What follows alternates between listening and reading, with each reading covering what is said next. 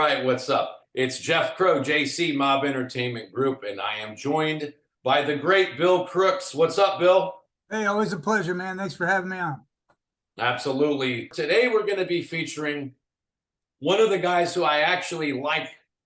Well, I'll say I respect more than most because I have a bit of the California independence, Western, the Wild West kind of independent streak that we sort of have out here, which is a little bit different. The criminal culture in California and Vegas and Phoenix and Oregon too, and you could even say Washington State, Seattle, and all that. The criminal culture is a little bit different. Even you could even say it's back to where Denver is. Even Colorado's culture is very much like this too. Is that there's smaller posses, if you will, smaller crews. Whereas on the East Coast, you have these big mafia, groups. If you look at the old school days, the New York families at one time, Prohibition, just past Prohibition, were huge, right? But then you look at the graph for LA, the graph for San Francisco, San Jose, or the other cities, and they're a little bit smaller. Now, that's because some guys simply chose not to join the National Crime Syndicate. And one of them was our friend Anthony Cornero. So let's do a share screen real quick. All right, Anthony. Tony Cornero, you're gonna get your due today, buddy. Today you're gonna get the notoriety that you deserve. So he was called Tony the Hat, and I think you guys can see why he got the name the Hat. Although that white Stetson. Yeah, you know what though? I think in everyone else's defense, Tony the Hat. Well, I think they all wore hats back then, but he had the Stetson hat. He was sort of a cowboy, a little bit of a mix of the hats the East Coast guys use, but then a cowboy hat from the West Coast, kind of a mix of that. It's not too big, it's not a 10-gallon hat or anything like that, but it's a few gallons. It's a couple gallons, right? Yeah. And so we're going to play a video, and Bill's going to definitely throw a lot into here too, because he does a great organized crime channel, which I suggest you all subscribe to, Partners in Crime. This here is from a nice channel, a good channel called Nevada Gaming History. He's got 300 and something subscribers. I would strongly suggest that you subscribe to his channel. A lot of interesting stuff from, as you could imagine, Nevada, Reno, Tahoe, Vegas, and then, of course, since a lot of the LA guys and the Northern California guys dealt in Northern Nevada and Southern Nevada, depending on which region of Cali, we all have, we have like two freeways that leave California into Nevada. One in the north, well, we got Interstate 80, and then we have US 50. And then in the south, we've got the freeways that leave Los Angeles, that whole area, into Vegas. And so the families from Northern Cal typically had some influence in Northern Nevada, and the Southern Cal families had influence in Southern Nevada. And of course, so did the Chicago outfit. The New York guys, they all had action in Vegas too. And they used to send guys to California. One of the more famous ones would be Bugsy Siegel, who was taken out in Beverly Hills. And I actually had the pleasure a few months back of going and walking on his street. And the homeowner said, yeah, take some pictures if you like. They said people do it all the time. And I got to see the great big window. And I got to say, if I was the guy that was, I know where he probably was standing, because I could see that bush over there. If you got to do it, they got away with it. So. All right, so we're going to start this up. This is Tony the Hat Cornero, rum runner, early Las Vegas casino owner, visionary. Many ways, this guy was one of the original OGs of what you could call modern Vegas. So here we go. And Bill, at any point, if you want me to pause it, so you want to throw in a comment, just let me know. Sure. Just say pause or something, okay? Yep.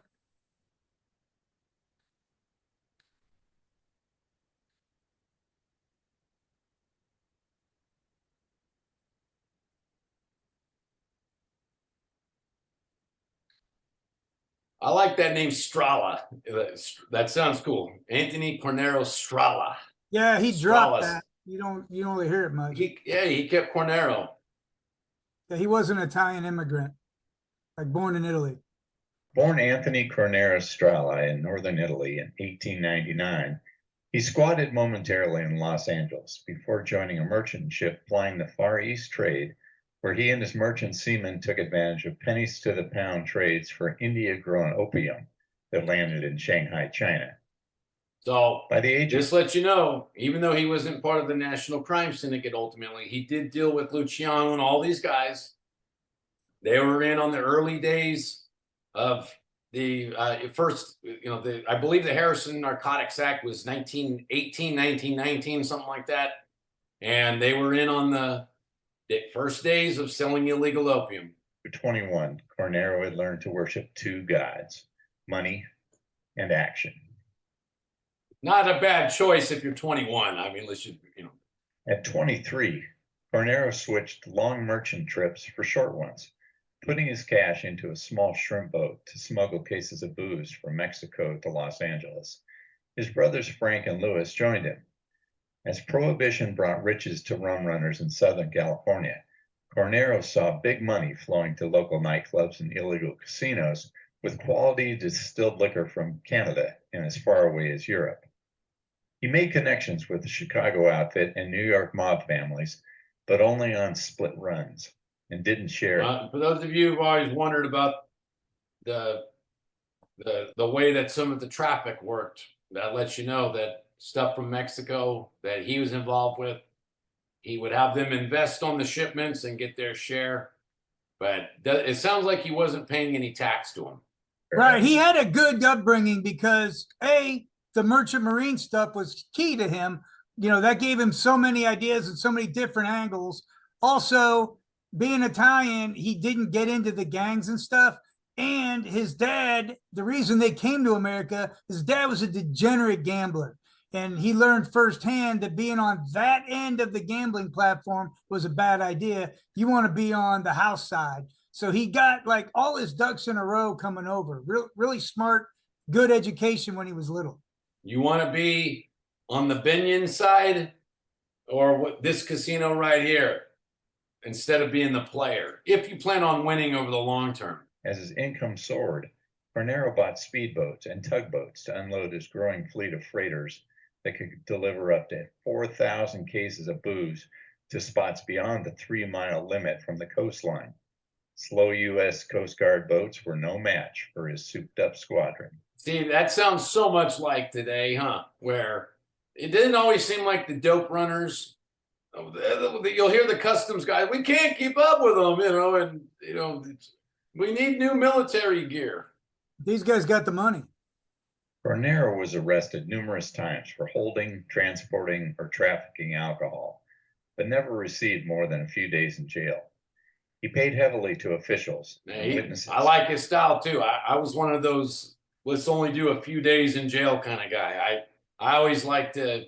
I know there's dudes that brag about serving lots and lots of time in prison, but I'm not one of them. I would prefer to say that I was the few days in jail guy. Keep it that way. In June of 24, police officers came to his 150 South Harvard address for violation of the Riot Act.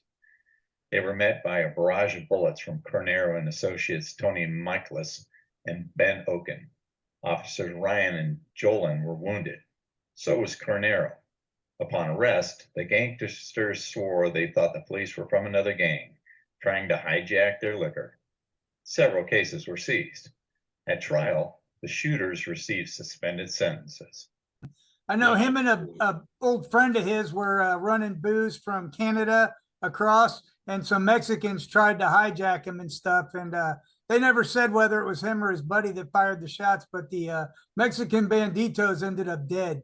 And, yes. Yeah. See, that's the way the story goes is the other guy never wanted to have anything to do with Tony again, which makes you think Tony's the one that plugged the guy. Yeah, and it lets you know too, even back in those days, the Italian dudes and the Mexican dudes interacted quite a bit out here, and sometimes Mexican guys were sent to to take care of some of the Italians and vice versa back in the day, and Irish guys as well, and all that good stuff. Just to remind the folks, this is from a great channel called Nevada Gaming History, 300 plus subs. I would strongly suggest that you sub to his channel, and I'll have a link in the description. In January of 1925, Cornero's USS Lily left Vancouver filled with Canadian liquor. Government was watching. When the Lily cruised near Los Angeles Harbor, agents scoured the area, but missed the unloading of the liquor to a tugboat.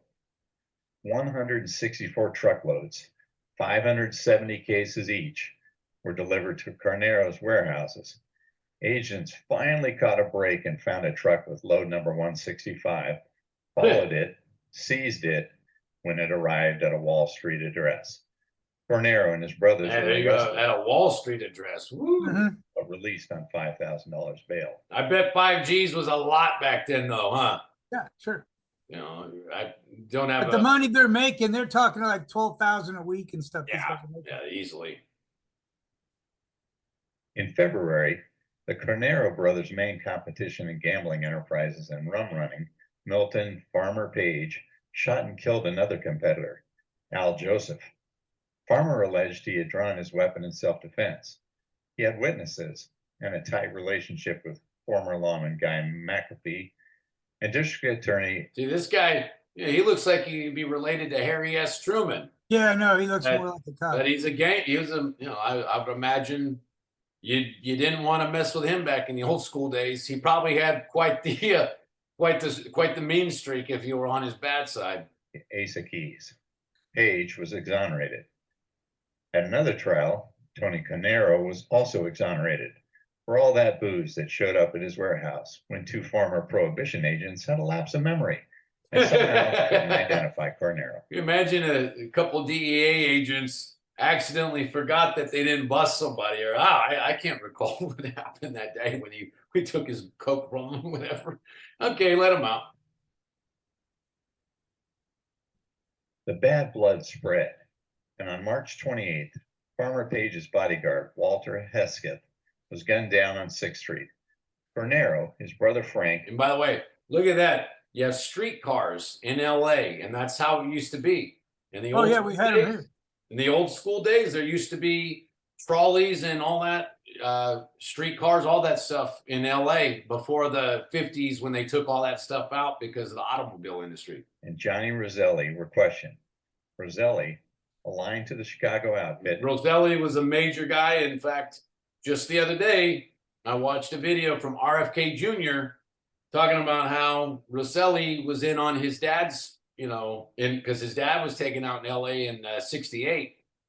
And he said that his dad was led down a path that he was not supposed to take when he was leaving the hotel that day from that speech where he said on to Chicago. They switched his route at the last minute. And Roselli, he said there was a goon from the defense industry who was manning the door at the new exit that his dad was shuffled to.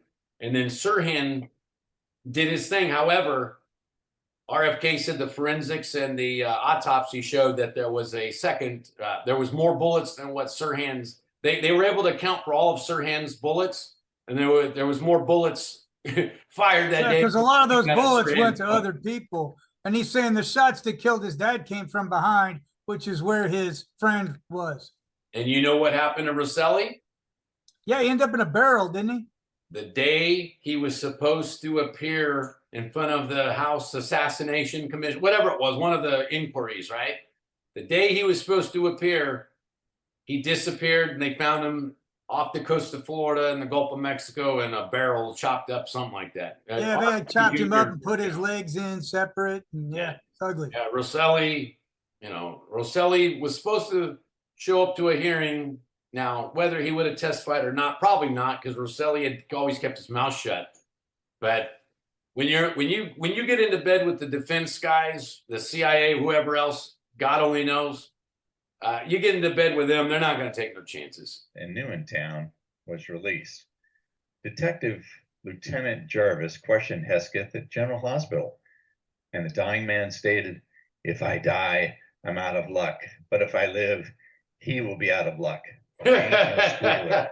I like that. If I die, I'm out of luck. But if I live, he's that's one thing about those old time gangsters, Bill. They came up with some really clever sayings whenever they Yeah, did. it's almost like they thought about it. You know? Right. Remember, there was that one situation in New York where an informant went flying down he was being guarded by the cops in New York. He went down, Yeah. you know, he got thrown off a building, and one of the gangsters said something like the canary could sing, but he couldn't fly. Yeah. That's how, you know, these old time gangsters in Mafioso were There's very, Abe Willis. you know, Abe they were Willis. very, very poetic as they killed you, you know. He died shortly thereafter. At the coroner's inquest, 3 witnesses to the murder were unable to identify the shooter. The Cornero brothers were released, but the federal government did hold the $213 in cash that Tony had in his possession. They said it was going to be used as a start to repay some $302,354 they believed he owed in back taxes from 1924 and 1925 from his booze sales. So for just 2 years of booze, the IRS assessed him 300 something grand, and he had a couple $100 to start paying. And he was a genius at bootleg, and he wasn't just the, you know, we're going to drive these cars in the middle of the night. Obviously, he had the speedboats and stuff. One of the best stories I heard, he's coming with these trucks of booze, right? And there's like there's a county line, and the feds are there, the G-men, they call them. They're waiting, right? So he's like, all right, here's what we're going to do. Go to the other side, right? And they've got a fire piping water system, right? They shut off the water on one side. They shut off a couple pipes on the other side. So now essentially they have an empty pipe going across the county line. They pump the booze into that line underground, underneath the feds that are waiting for them. They catch it on the other side with the empty barrels, put it back in, and keep going. That's right. In late 1926, a federal indictment swept up 200 bootleggers, ship owners, distillers, and boat captains from Seattle, San Francisco, and Los Angeles. By the time Cornero was indicted, the government had confiscated the ship. You know what that sounds like in today's world, or I'd say the 1990s world. Back in the day when BC Bud started to blow up, indoor grown marijuana from British Columbia, shipping guys would drop some off in Seattle, go right down the coast, drop some off in Northern California and Southern California. Of course, Portland got their deliveries too. Quandra and assets of the Canadian Consolidated Exporters, cars, trucks, boats, and even warehouses in British Columbia. Cornero was just one of dozens convicted and sent to jail, but he was the only one with the cash and connections to stage a successful escape from his train trip up the coast to prison.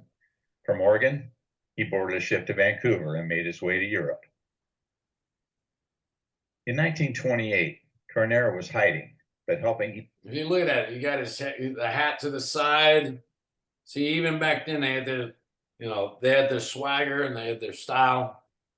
East Coast buyers arranged European liquor shipments into New York and New Jersey. Delivery and cash split issues left New York bosses and Tony the Hat Cornero on bad terms. The next year, Tony returned to Los Angeles, turned himself in, and did his 2 years in jail. While he was away, Farmer Page and others set up floating casinos off the California coast, where the Monfalcone and the Joanna Smith made them millionaires before the state shut them down. Cornero missed the fun, but when he was released from prison, he returned to bootlegging, cooking up to 5,000 gallons of booze each day. He packed up shop after being tipped about a raid and took his profits to Nevada, where open gaming had just been legalized. In 1931, the Cornero brothers opened the Meadows Casino and Hotel as a 7th licensed casino in the Las Vegas area. Look at that. That's so old school. That's the same kind of architecture you'll see with old buildings in California. It's sort of a mission style a bit, but the 1930s, 40s style, the variation of the old mission style. Yeah, they purchased over 30 acres of land to start their little casino dream. Yeah, Meadows Country Club, Las Vegas. Look at that original picture. Look at that. one of the handouts, an ideal place to dine and dance. Now, back then, dancing, I think, was considered a sin still. So if you were allowed to dance with women back then, you were quite the satanic guy. You're like, is that swing music I hear? And the casino Hey, made hey, is her dress near her ankles? Oh, wait, her dress goes below her knees, but just barely. That chick's a slut. bank. Bad blood left over from Cornero's European booze deliveries, and Lucky Luciano's massive ego brought a visit from Meyer Lansky at the swanky club outside the Las Vegas city limits. That's a He visit. watched the first floor show at a Las Vegas nightclub, and Meyer was impressed. Cornero wasn't, and refused to pay him any back earnings on the old booze or the new casino. See, that takes But some cojones right there. You tell Meyer Lansky, I'm not paying you because I'm not happy. I don't think Meyer Lansky was used to guys telling him that I'm not paying you. And You know, Bugsy still- tried it. It didn't work out so well. Yeah, Bugsy tried the I'm not paying you. You know, of course, Meyer's like, well, no, you were going beyond not paying me. You were robbing us too. Demands unnerved him. A week later, Cornero entered into an agreement to sell the Meadows operation while keeping control of the casino. The ploy failed, and a mysterious fire brought the business to a swift and definitive halt. It never ran profitably again. Yeah, those unfortunate. Remember that old mob phrase where they say, you know, we wouldn't want to see you have an accident. We wouldn't want to see your business catch on fire, you know, and voila. Yeah, at the level of the money they're making, I'm surprised he didn't go, you know, you're right. It would be a shame if this burned down. Yeah, really, huh? Even after the Cornero brothers beat a path back to Los Angeles. Tony Cornero floated on the edge of legality and prosperity all his life. In 1937, he purchased two barely floating ships and fitted them for gaming, the SS Rex. And that's a dead giveaway too. And you'll see, by the way, here's a little tip from the Sardinelli thing that he did, that Bill and I did a few weeks ago. If somebody is buying aircraft that can only fly a few more times, you know, they're paying a decent amount for it, not junk scrap level amounts, chances are the one-way trip is going to be so profitable that they don't need to worry about it. And maybe the DEA should, and they probably do. I don't doubt for a second. Right. In this case, they're buying massive boats that cannot propel themselves. Right, These have to be pulled around, and they're fixing them up really nice. Yes. It looks like a cruise ship, but it's not going to cruise anywhere. Okay. It's going to be anchored. And the SS Tango. They could handle more than 2,000 players at a time. That's a lot. And 2,000 players. was met. I've been on a Carnival cruise to Mexico. Yeah. And they have the casinos there, and those are pretty good size. But I could see, I could see, especially if they have it packed right. Yeah, for sure. The ships were anchored in international waters off the coast of Los Angeles, where throngs of gamblers caught skip boats for 25-cent rides to Long Beach and Santa Monica piers. Gamblers lost more in a month of craps, roulette, and blackjack games than the Hat had paid to retrofit the ships. Wow. But he had partners, and they didn't always see eye to eye. Eventually, they wound up in a poker game with the ships as a prize, and Tony lost. Every night, excited players lined up to take up to 24 water taxis running from the Long Beach Pier. Look at that, and those Santa water Monica. taxis. Yeah, and famous actors and stuff for making these rides.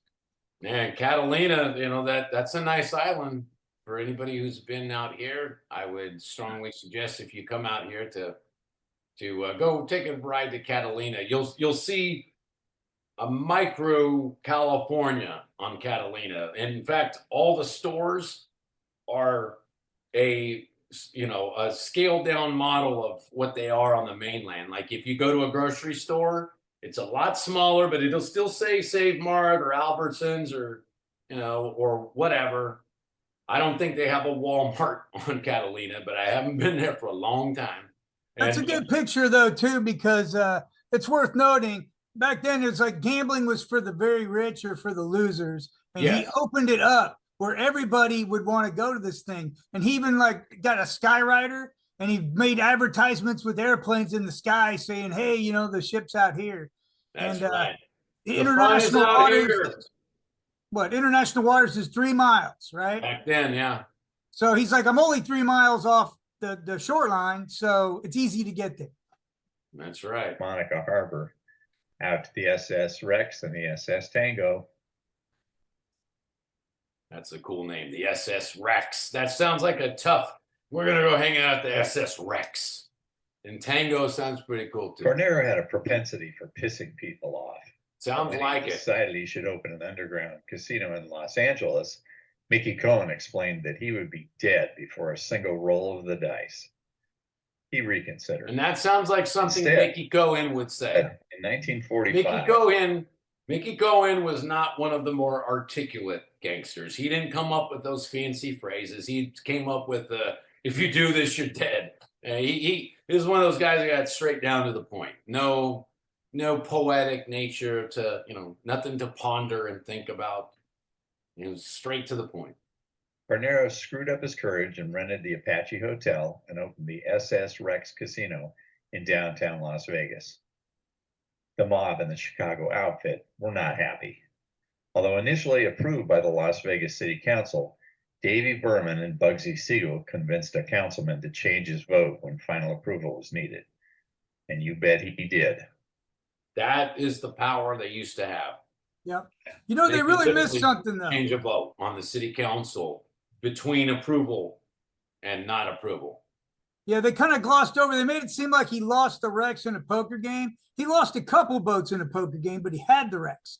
And what he did, he made the most of the Rex, and the Rex was super popular. And they kind of reevaluated the law. They're like, we can't do anything. He's 3 miles off. They're like, but really, isn't the whole coast and the bay part of Santa Monica? So really, he would have to be what equated to 15 miles out, right?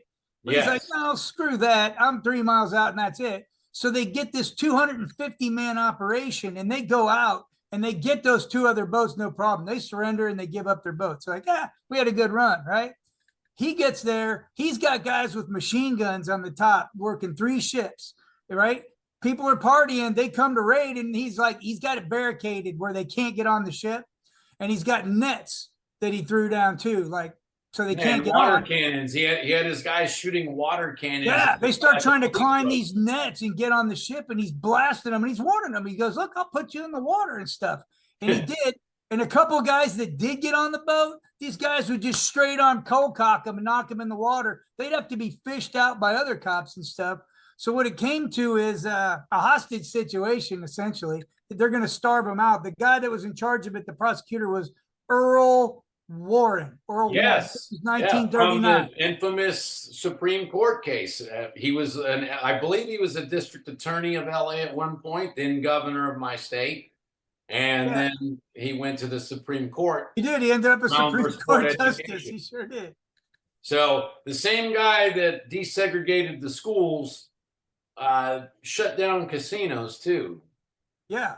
And the way it worked out is he was saying, I got plenty of food, plenty of booze. And there's even stories where like the cops that were right around there, he would hand them down like expensive scotch and be like, have a drink, man. You're going to be here a while. I got he was letting the cops have a few drinks on their boats too. So finally, their families of the people there on shore and they're getting worried. And he's like, look, it's going to get chaotic there. And, the police are telling him like, there's going to be people jumping off the boat. People are going to get hurt. So he let all the passengers off and held out for a little while longer, but eventually he gives up the boat and he loses. They wait him out is what happens.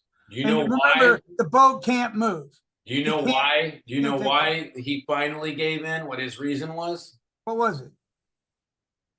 He needed a haircut. Oh, that's right.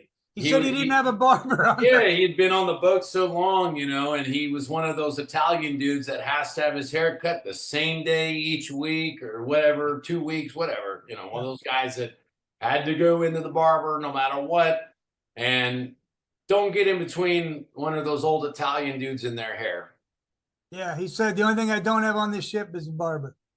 Since the mob had effectively barred Cornero from Vegas, Tony again outfitted a steamer and opened the SS Lux off the California coast.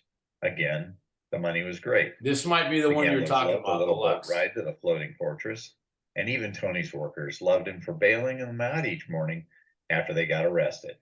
What a prince. Still, the state wasn't happy, even after Tony moved the ship 12 miles offshore. He was shut down, went to jail, and finally gave up the fight. Yeah, that's not the one with the Santa Monica battle, but he did try again and they shut it Oh, down. that's right, because they Mexico, changed the boundaries from That 3 two to killers 12. came to his house in Beverly Hills and shot him 4 times. He collapsed in a pool of blood, was considered dead, driven Let me put it and back. shot him 4 times.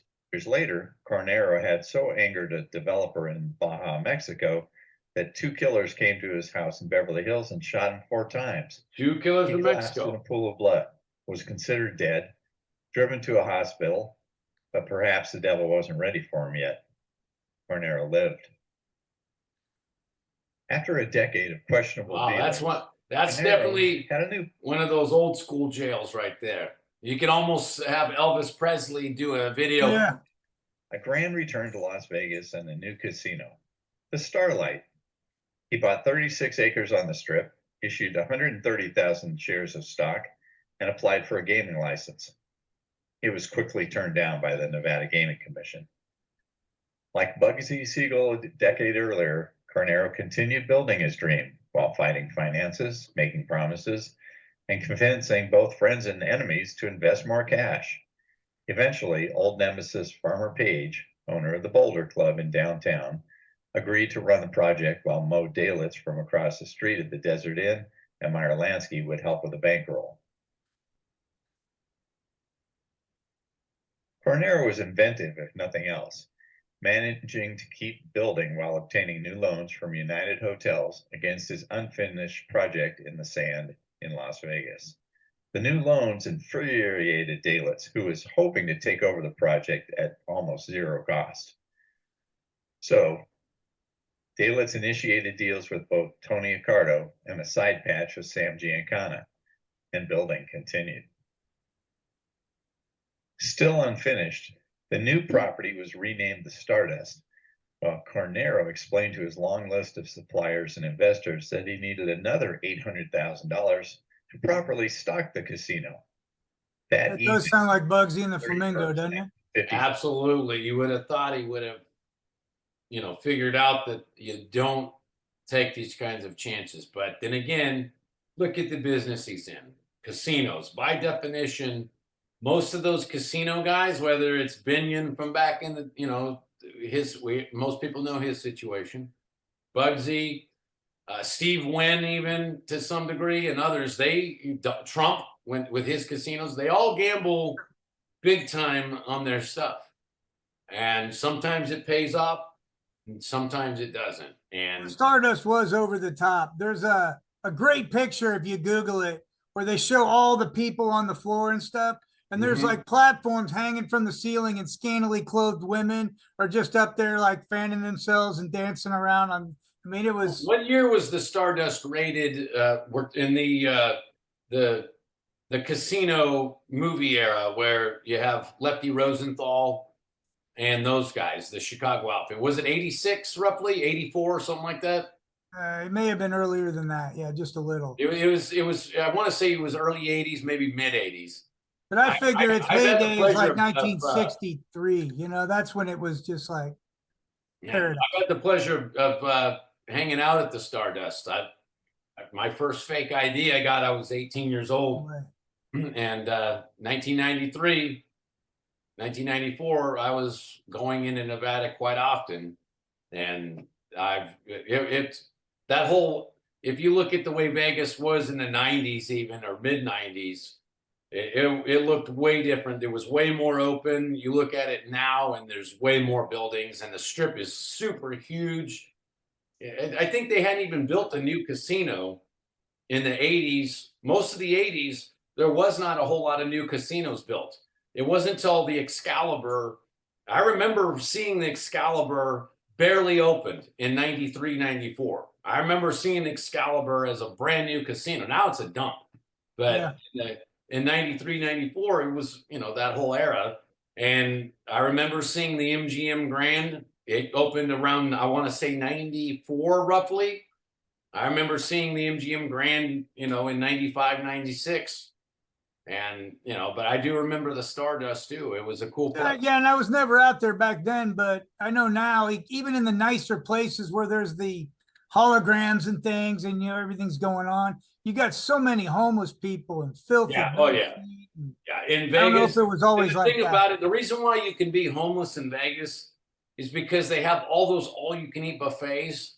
So a guy back in the day, they could panhandle $3 and walk into a casino and pay $2.99 or whatever, and they would just fill up. They would just eat like crazy at the all-you-can-eats.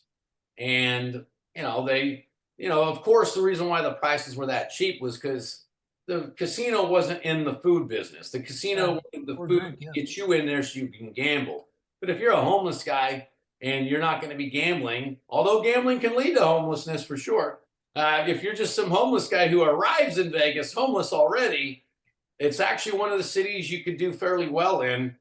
I would imagine that if you're a real smart scammer, what you'll do is you'll register a place of residence just on the California side. So you get California's very generous welfare benefits.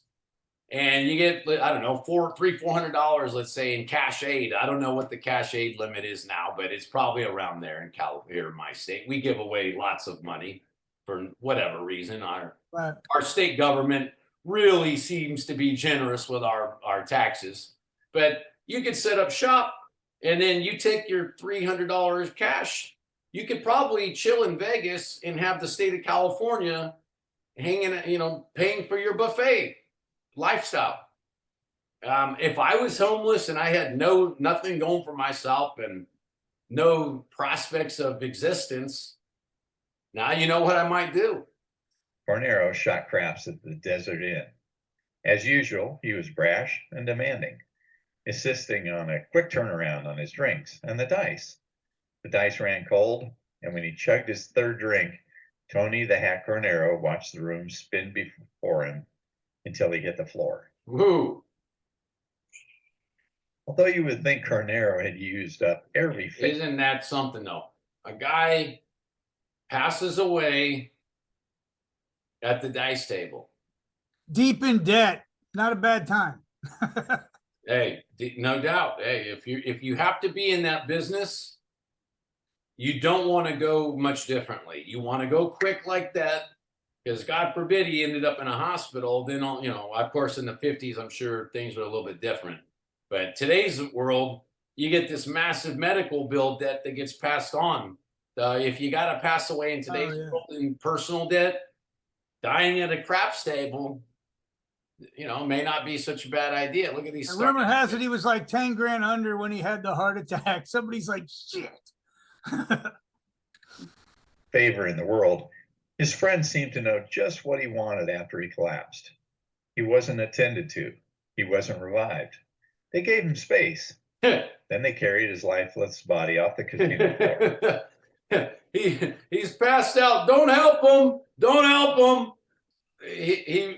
We're his friends, and we know his wishes are to just lay there, and he does not want to be revived. Don't try it. They cleaned the craps game.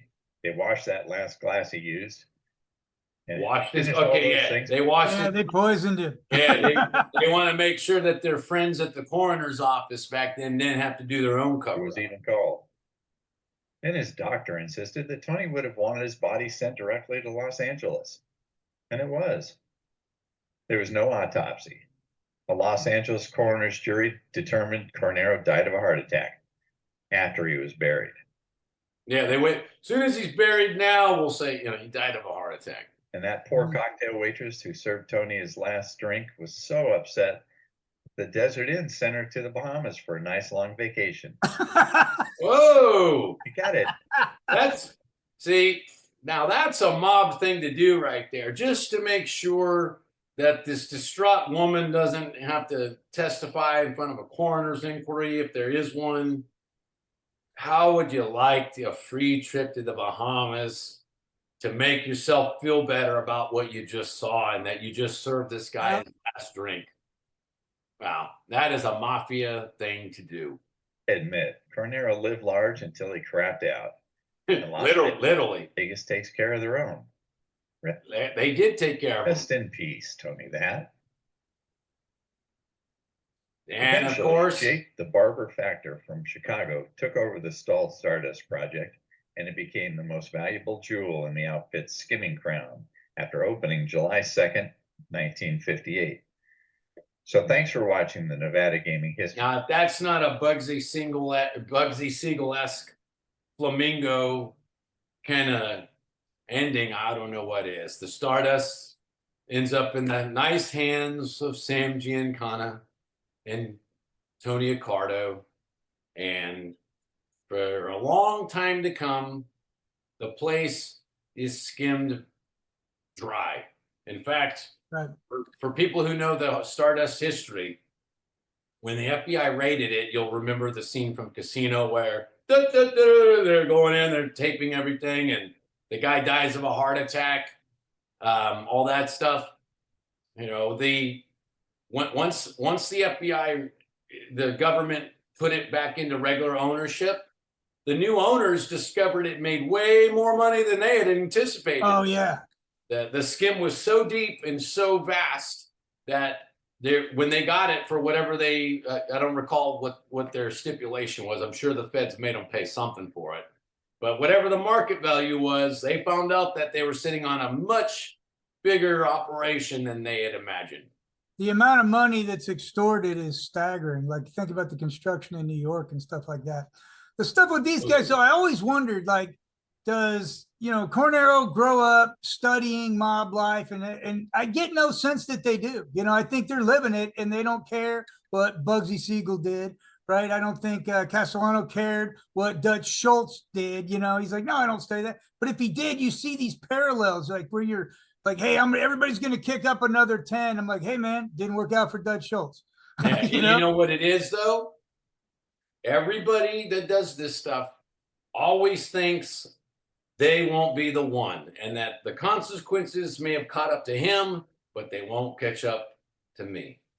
Yeah, like the dorks like me that study this, I'm like, man, I can see you following in the footsteps, and it ends the same way. What are you doing? Yeah, absolutely. Tony And with this Cornero, guy, one of the toughest and most colorful characters to ever hit the Las Vegas Strip. His exploits are more carefully weighed and explained in the book Vegas and the Mob, available at Amazon. And you can learn even more in the book Vegas and the Chicago Outfit, also available at Amazon. And the Audible selection is very popular. All right, there we go. So, yeah, but you could argue, man, he was pretty slick and smart, and he navigated dangerous waters for longer than he probably should have.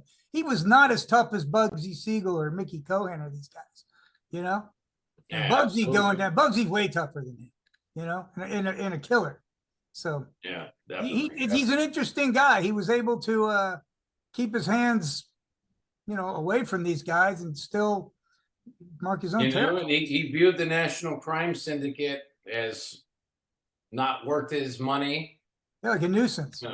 He didn't care that there was protection that came with being, one of, keep in mind the old National Crime Syndicate wasn't just Italians and Sicilians, the Irish gangsters and the Jewish gangsters and others were involved. So he just viewed it as something that wasn't worth his time or money and that he could handle himself. Again, he had sort of what you call a stereotypical Wild West, if you will, attitude that, I'm John Wayne of the Italian race and the Italian ethnic group, and I don't take orders from the East Coast. I don't take orders from the Midwest. And financially, it's a good decision because when the mob comes to help you financially, they're muscling you out. They don't want to have a long-term partnership with you. We're going to help you. You're lucky if you're going to be partners for a year. They're gonna one way or another, you're out. I So can't I tell can see you why how he many did it. times they tried to get me to lower prices and cut into my personal margins and stuff like that. They had their guys in Texas too. So there were times where I wouldn't hear from anybody from Michigan for a number of months, and then we're back around. I knew they had a group of guys in El Paso, and you know that was my competition. I never knew who exactly they were, but whoever they were competing with me in California, as well as some of my other friends. The guy that introduced me also, you know, I wasn't the only one that he reached out to when he moved back to Michigan. He reached out to the other guys in my area. I wasn't the only one selling weed. So, you know, and I wasn't the only one connected with Marcelo and those guys. And you got that guy, Joe Sika, up on your wall. Marcelo was actually one of the Mexican dudes involved with Sika. He was a little bit younger than Sika. Sika died in like 82, I want to say. Joe did, but he had brothers that were involved in California. He was like 89 when he died. Yeah. And so they were the first ones to set up the real modern day cartel pipeline from Tijuana. So they had that all going. That was an old mob thing. And that's sort of an interesting story itself. The way that all happened was when RFK, someone we mentioned earlier, was deporting these mobsters. Some of them went to Cuba, some went back to Italy and Sicily, but some of them set up shop in TJ. And they were some of the ones that started some of the first trafficking pipelines for marijuana or tar coming from southern Mexico where it's grown. And, you know, it was a coalition of Mexicans, Italians, Sicilians, Irish, other guys. And ultimately, as Italians just sort of lost the manpower race because younger Italians in the 70s, 80s, and 90s increasingly didn't turn to crime as they had more opportunity here in America, it became more Mexicanized, if you will. And Cello, and those guys were actually tied to the whole Sika thing. In fact, I have spoke to one of the few guys that's a little bit older than me. He's a Gen Xer still. One of the few guys, and he's very infamous, and he's been on some of these big shows and big platforms. He started the 18th Street Gang, actually, and his name's Joey Torres. Joey and I are friends. Joey was involved with Alfred Sika, which was Joe Sika's brother. I obviously didn't know Joe Sika. I was only 7 years old when he passed away, but I did know Marcelo.